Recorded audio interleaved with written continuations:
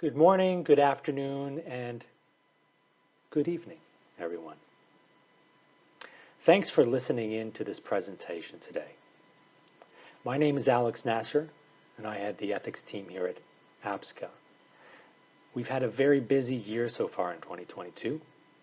In many ways, an exciting year, working with our partners across the profession, across the industry, to maintain and to drive higher standards of ethics and compliance within this noble profession.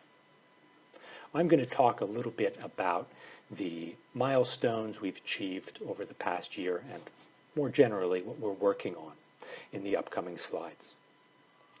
This presentation is pre-recorded so that everybody gets a chance to hear it in its final form. But I am very much looking forward to the live interactive Q&A sessions we're having later this week, where I'll be able to connect with all of you on the topics and issues and questions that are important to you. And without further ado, I will move through the presentation. Thanks again for listening in. We've structured this presentation in 4 sections, as set out in this slide. First, we'll do a breakdown of the cases we've processed over the past year and look at the outcomes. Second, we'll discuss the milestones we've reached in our ongoing efforts to continuously improve our ability to detect and correct unethical activity and systemic integrity issues industry-wide. Third, we'll focus on the integration of additional training as a requirement for auditors who go through the disciplinary process, as we seek to reinforce ethical awareness and conduct in addition to sanctioning misconduct. Finally, we look ahead at what the next year holds, and 2023 holds a lot for us. It's going to be an exciting year, and another exciting year, I would say, in terms of improving our ability to detect and remediate ethics and integrity issues. And when I say our, I don't just mean APSCA, I mean the industry and all of the very important stakeholders that comprises, whether that's brands, member firms, auditors, or collaborative programs, or indeed APSCA. At least 70 allegations over the course of this year so far, which is a near 40% increase from the previous year, 2021. We look at each allegation individually. We assess the credibility of the allegation, whether or not it constitutes a code violation, and whether or not we have sufficient information to investigate. And by sufficient information, of course, I don't just mean information we have to hand, but information we can obtain within the context of our process. Generally speaking, all credible ethical allegations, particularly more material ones, will go to a disciplinary board. So far in 2022, 22, coincidentally, as of this presentation, 22 cases have gone to a disciplinary board. 15 cases so far this year have been closed, generally for a lack of evidence or if exculpatory evidence is identified or we determine it's not within scope or it's not a code issue. And we have 32 cases that remain open and under investigation. Now, those 22 cases, generally speaking, and this is an oversimplification, of course, because cases are coming in all the time, but those represent the most material and credible of the allegations that we've received so far in that work stream. Now, we've worked a lot on our methodology and our process as well in order to deal with this volume of cases. We want to get cases done as quickly as we can without sacrificing or compromising the robust and thorough process that we have. And we also want to get them done as well as we can. Cases are increasing at the same time. So to some degree, we're working to make this process more efficient, continually make it more robust. It's a very good process, but there's always ways we're looking at how the context may be changing that we may need to update. It's good to keep open to improvement all the time. It's part of our philosophy as a team. We're getting better at getting more information to the board, more pertinent information that allows them to make better formed decisions, identifying material cases, following up and getting information that allows us to assess, and for the board ultimately to assess the credibility of allegations. And we've also increased the frequency of these disciplinary board meetings to meet this demand. Now, the amount of time being spent per case has certainly not gone down at the same time, whether from the board's context perspective or from our perspective as the ethics team. So we have been doing more, I would say. Part of it is an efficiency and process question, and part of it is just processing more volume. So I do want to say that we're very grateful to the board for working with us in meeting this growing demand and helping to make things more efficient, as well as to the team within APSCA and, of course, our partners industry-wide who work with us and help us on a daily basis. Auditors, a lot of auditors, want to appear at these DBMA meetings in person. We have about 60% rate of auditors presenting in person to the DBMA, where they will have the opportunity to voice their response, voice their concerns, and anything else they want to communicate to the board. So that's quite high, and it's a number we're proud of. Now, this increase in cases really reflects improvements in our ability to detect auditor misconduct.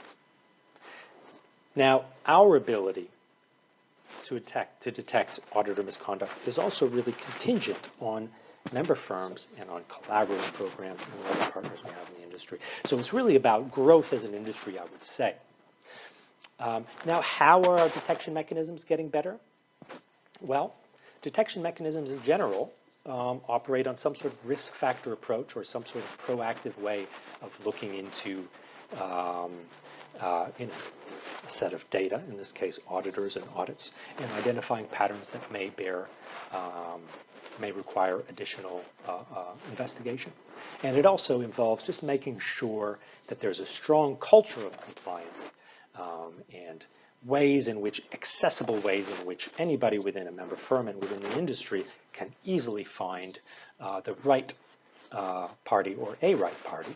There are several ways you can escalate a claim within social compliance, depending on of course, the details of the audit. So this is really the two key ways in which I think detection is getting better. Okay, it's still the number of audits that are implicated in the allegations we get, still a tiny minority, a minuscule fraction almost, far under 1% of overall audits that happen globally. And I'm of the view that we will see cases continue to rise, and I'm also of the view that this will be driven primarily by these improvements in detection mechanisms, by improvements in the ethical culture of the industry.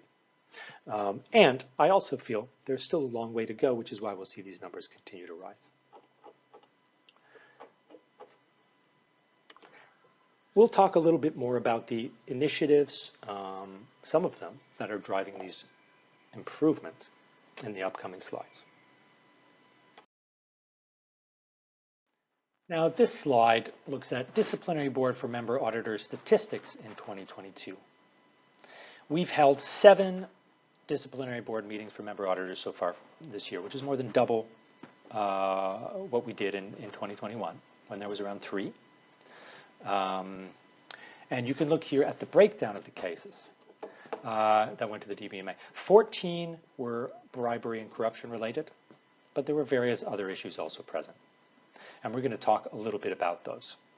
Now, does this reflect the percentage of overall sort of the share of overall allegations we get?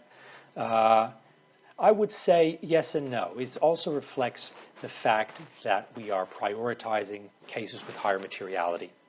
So you can see here, if you look at these, if you look through these, you can see bribery and corruption is the most common type. It's also the most, in most cases, I mean, all else being equal, every case is different. In most cases, it's the most material and the most concerning type of allegation we receive.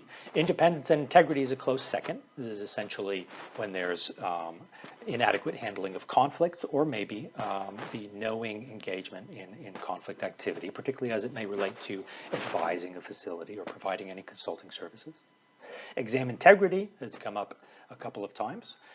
Fortunately, far less often than it did in 2021. Misuse of an APSCA number, behavioral harassment, and false expenses claim, as you can see, are both somewhat less common in terms of cases that have gone to disciplinary boards, and really in terms of cases we receive. Yes. This next slide looks at disciplinary board for member auditor sanctions in 2022 and follows on from the previous slide where we looked at the allegation type.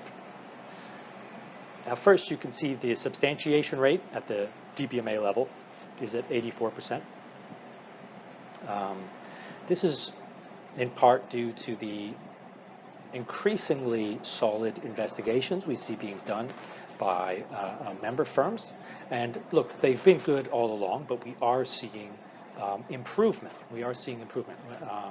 Now, I think there is a lot of reasons for this, but really across industries worldwide, compliance is something people are thinking more and more about and upping the game on, and we're very happy to see that APSCA member firms are among those who are doing just that, really raising the standard. We're seeing good proactive programs, some data-driven programs to improve detection, and some very, very good reports. So to the member firms who send us more cases, and insofar as those are very clearly the product of better detection, better investigation, better reporting, we truly appreciate you.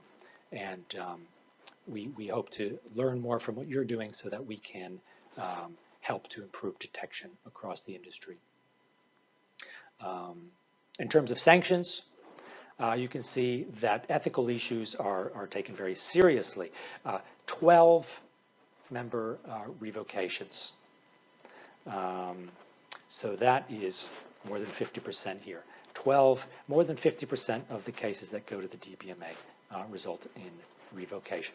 Now, of course, you may have noticed that this correlates roughly to the number of bribery-related cases, which I believe is at 14.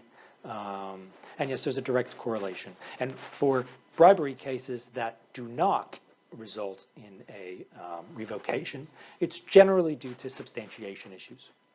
It's generally when an auditor may have engaged in a conduct that was to some degree inappropriate, but perhaps not substantiated to have engaged in a code violation, or at least not to the extent that it constitutes corruption. We've seen 4 suspensions, 1 warning, and required training. I'm going to talk about that required training in a moment, because it's a new tool in our toolbox that we consider very important. And for 5, unable to substantiate. So yes, let's talk a little bit about that required training. We're trying to make increased use of training in our disciplinary process, because it is one thing to sanction, and it's important to sanction to maintain a high bar of ethical conduct and of code compliance across the industry. So sanctions are key, and we're in no way, of course, saying that sanctions are going to get any less strict. If any, they're getting more strict as the industry grows and becomes the compliance standards go up across the board. But we do want to ensure that alongside these sanctions, we are also reinforcing training for people who remain in the industry. So in this case, the warning and required training was for the same auditor, and the board decided that they, in addition to a warning, could use a refresher on certain aspects of the expectations of them as a member auditor. And it was, I'm happy to say, well received. The member firm who dealt with this was very earnest and very involved in the process.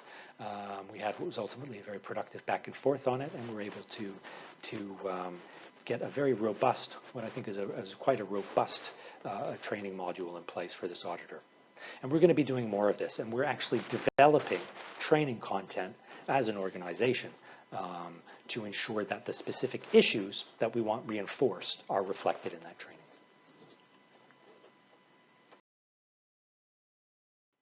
Now, if any of you are like me, you probably saw those previous two slides and thought, well, I'd really like to see those things side by side. I'd like to see which cases resulted in which disciplinary outcomes. So here you go. We have a breakdown here. You can see bribery and corruption cases had a high degree of revocation. In cases where there is substantiated corruption and bribery, I would say almost without exception, there is a revocation involved. For the rest, generally, and again, every case is different, and I'm not speaking to these individual cases, but what this generally reflects are cases where the bribery allegation itself was not substantiated, but some other aspect of misconduct or things that the auditor should have done better, and the board has decided that APSCA expects of them to do better, have also been identified.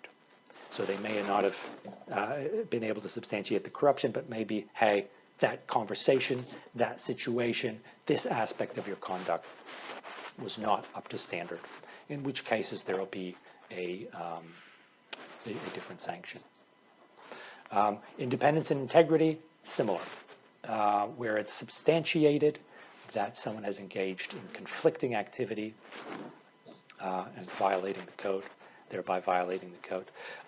Generally, it is almost without exception, again, a revocation. For the cases where you see there's some suspensions, it's likely less clear-cut. There was something there, but not quite enough for a revocation.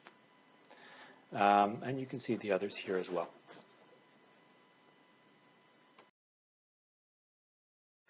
Now, with this slide here, we're moving beyond cases, beyond processing cases and bringing them to the disciplinary board. This is a core aspect of our work and probably what most people think about when they think about the APSCA ethics team and the disciplinary process and code and conduct. And it is core. It is key. But equally important, I would say, to upholding the code on a case-by-case basis is structural policy and collaborative initiatives that we undertake to improve things on a more meta level, if you will, okay, on a more structural level. Case by case, these are very concerning, but we'll identify trends, or we'll identify, perhaps gaps in the processing of whatever it might be between different players in the industry, where we see there's more room for misconduct than there should be, or something should have come up sooner, or there's a structural issue within a major market, okay, which is bigger than a single firm, and may be a market-wide issue. And for those of you who have a lot of experience with this market, you'll probably know that that's often the case. Markets have issues, as well as individuals and firms or auditors may have them. So while case processing improvements have been key, we do a lot of other stuff here, and we're going to talk about them. I'm going to start by talking about policy enhancements. Maybe I'll go at this in reverse order. Policy enhancements is where we're always looking at the code itself, the disciplinary framework, guidance documents, and anything else. We don't stop there, and seeing where we need to enhance a control or flesh out a policy or make more specific or expand on something. And this is key, and not just to us. This is a key aspect of any detection mechanism, any compliance program, is to constantly be looking for areas of improvement. And in fact, I've seen studies done, statistical studies done, where you can see a direct correlation between the rate at which people engage in this type of inward-looking reflection. I shouldn't say people, I should say firms, I should say groups, companies, institutions. The degree to which they're looking at and examining their own process and how well that process functions and improves. And I've mentioned this because it's very easy to view termination as a solution to a problem. Particularly when somebody engages in conduct which is against the culture of a company or against the culture of a team or an industry. It is very easy to say it's a bad apple and we need to terminate them, which is very well true, and then cease activity. But it is also very important as a next step to look inward and say, how was this possible? We have, the good culture we have notwithstanding, what can we do? Whether it's additional training or whether it's fleshing out a policy or whether it's enhancing a control or whether it's some other structural aspect, what can we do to improve? And we do a lot of this. Increase in collaborative initiatives. Again, APSCA. APSCA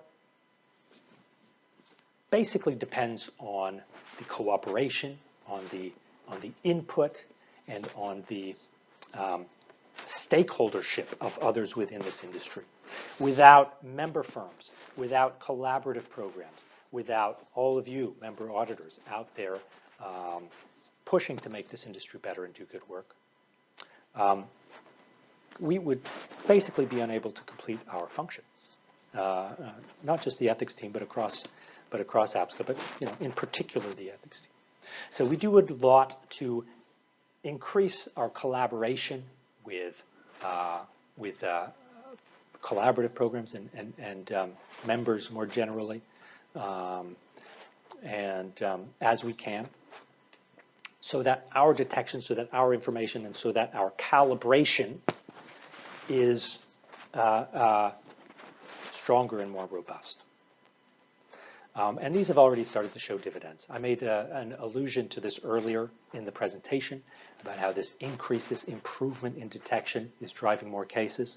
A lot of this comes out of initiatives, engagement with other stakeholders in the industry. Case processing improvements, I'm not going to dwell on, we spoke about this earlier, but this is something we're always thinking about as well. And it's essentially, to some degree, it's more a smarter allocation of resources and a smarter process, which will allow us to do things more efficiently and deal with this volume that we're experiencing. As these other improvements, you can see this sort of has a bit of a snowball effect start to take effect. We tighten up our policy and controls, and so we get more cases. We increase collaborative initiatives, calibrate some standards, work together with some collaborative programs, for example, we get more cases. So these case processing improvements we need to do as well, and we will continue to do them as our volume continues to increase. Member outreach is obviously very important as well. We've done more this year to reach out to member auditors in particular, make sure they understand that our process is a fair one in which they have rights as members, and to ensure that nobody comes into our process feeling like it's some sort of an inquisition, which it isn't. Members have rights and responsibilities. And our process is very clearly set out in the disciplinary framework on our website. And as you can see, members have very consistent treatment under that. And we're all about process. Anyone on the team can tell you that my primary concern is that every case goes through a thorough, a robust, and a consistent process.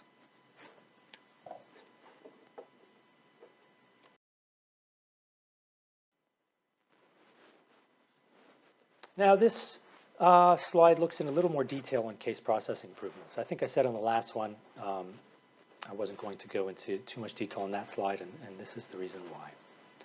We have a whole slide, whole dedicated slide here. So we've started prioritizing case processing. I spoke about that earlier. This is essentially a triage system. We don't just process things in the order they come in. Obviously, it's a relatively complex triage system. It has various factors. It's a risk factor-based, almost triangulation process, but we take into account, obviously, the materiality of the allegation and primarily also the credibility, which slightly ambiguous term, but what we take to mean is how solid it is, essentially, whether there's evidence and whether there are leads, so as to make it essentially feasible to investigate. And for those of you who are in compliance or risk investigations will know what I mean by that. There's a basic level of information and detail you need in order to even in order to embark on any sort of investigative process without essentially wasting time. Additional management systems. So we're starting to use more software to manage this process and to make sure we're dealing with this this heavy pipeline of cases and this prioritization process well. And so that's something we've done as a team. Fantastic, very tech capable team here, and we've been so far able to find some very good choices to help us with managing this process. More sophisticated case tracking, so what we track and how we track it, so that we have better MI, data analysis, and we can further use that to feed back into and improve our process. Clarifying members' rights. This is something we've done this year. I think I've mentioned that in the previous slide, really making sure that member auditors understand their rights in this process and their role in the disciplinary process. Because we have seen in past situations where people assume somehow that it's not a fair and structured process and sort of opt out or don't get involved to the degree they could, and essentially their side of the story and any evidence they might have been able to present or interactions directly with the disciplinary board, go unheard by us, and that's a shame. We don't want that. We want what we want as a team. One of the many ways, we obviously have a lot of KPIs, but one of the key ways that I measure our success is how well informed a decision the disciplinary board is able to make on each case. And member auditors understanding their rights and participating in the process is a big part of that. We've scheduled more DBMA meetings, more than double, as I mentioned previously. And just again want to express our gratitude for the members of the disciplinary board and the chair. We have a fantastic group and a very well-run board by our chair and our board members for helping to make that happen. We're also tightening case processing timelines. And this comes down to just increasingly tightening the screws always on our process so that it can become more efficient, smarter, nimbler, and a better way in which we allocate resources. A little more detail on the collaborative initiatives and the member outreach we've done. Data and information sharing is key. Data and information sharing has been key. This has allowed us to discuss with our partners in the industry, in particular collaborative programs, what standards we need to calibrate, where we're seeing similar issues, sort of systemic things that we're seeing and how it may be reflected in the information that they have in ours, and triangulating on different types of risk. So this has been huge, and it's going to continue to be huge. And not to sound like a broken record, folks, but I'm going to say it again. It's going to drive more numbers in a positive way. We've participated in an ethics calibration initiative with a collaborative program. I'm not going to call them out here. They know who they are if they're listening. And that's been a fantastic experience and something we want to do continually and in an ongoing way with others as well. Calibrating our ethics standards and our code standards and our expectations and our process is really valuable. And it allows us to approach issues increasingly as an industry.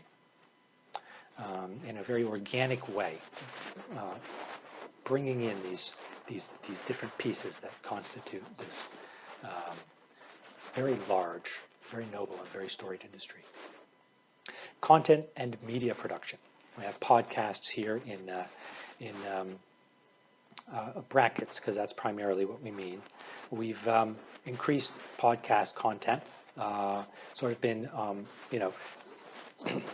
formulating our process for this over the course of this year. We've got 2 or 3 out, and we're going to have more out in the coming year now that we've hammered out a process. Grateful to all of those who've participated. It's all been very good, and we really value your input, and hopefully all of you have been able to benefit to the extent that you listen to podcasts and that you've listened to ours from this valuable input we've gotten from some real movers and shakers in the industry. Increased alignment of our standards. Again, this is that ongoing process of examining our code, examining our standards, seeing where we need to improve it.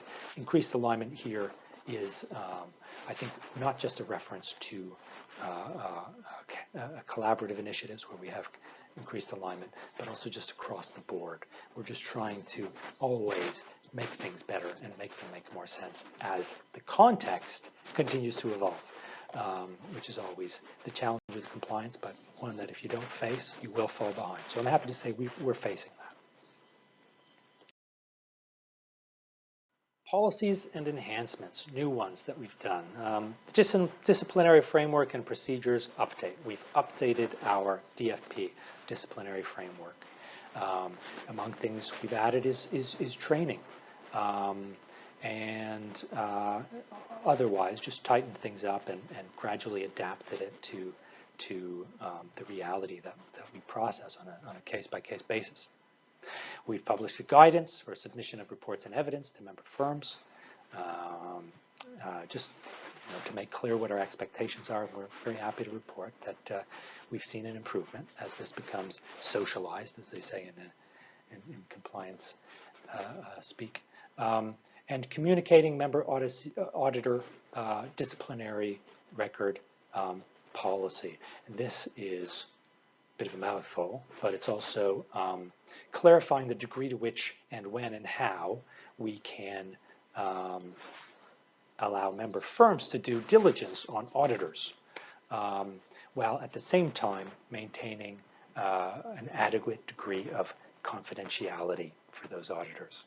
Now, of course, if a member auditor could go through the disciplinary process and get a sanction, or revocation, or a suspension, or what have you, and for that to remain wholly confidential, and for member firms not to be able to check, would not work. It would defeat the purpose. So we've worked hard to make that a sensible sort of diligence process that that member firms can access while still affording member auditors the degree of confidentiality that they need for protection in some cases. I mean, among the things that we do not disclose and will not disclose is who's under investigation for this very reason. And I can tell you in very simple terms why it would make our process susceptible to manipulation. I'm sure you can imagine. I don't think this would be something, hopefully, that we'd see very commonly, but it would be possible for somebody to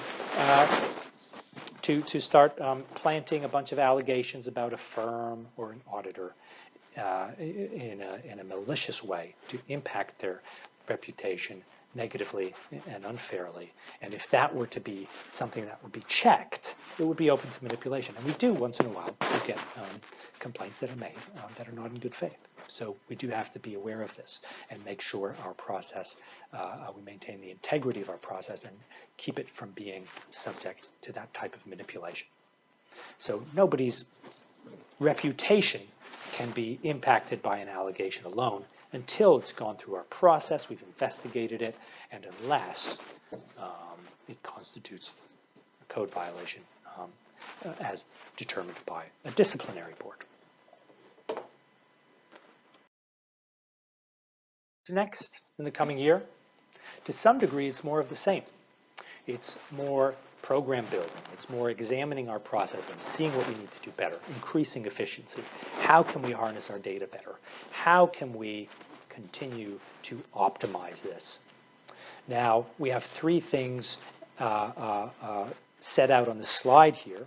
One is a member firm standards and quality program.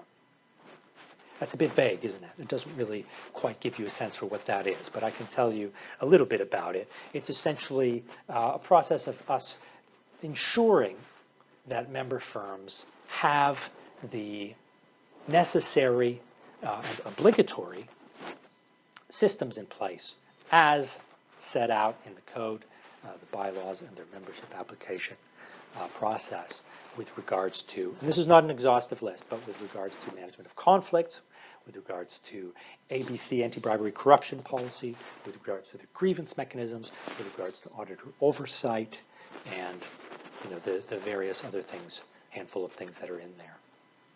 Risk triangulation and analytics. Guys, I am a huge nerd when it comes to this stuff. I'm not going to lie. I love it. Data and risk triangulation and analytics. I think it's such a valuable tool.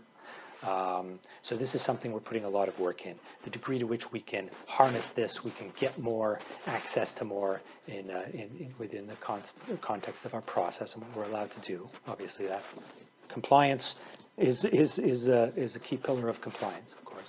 Yeah, you're going to see a lot more on that front in the coming years as we work through it. Ongoing policy and process optimization, perhaps a bit banal, but just to reinforce and to let all of you know that we are constantly looking at that process, and you are going to see constant, ongoing improvements, enhancements, and from our perspective, re-examination of those processes and policies and controls that together formulate the framework by which APSCA kind of regulates member code compliance.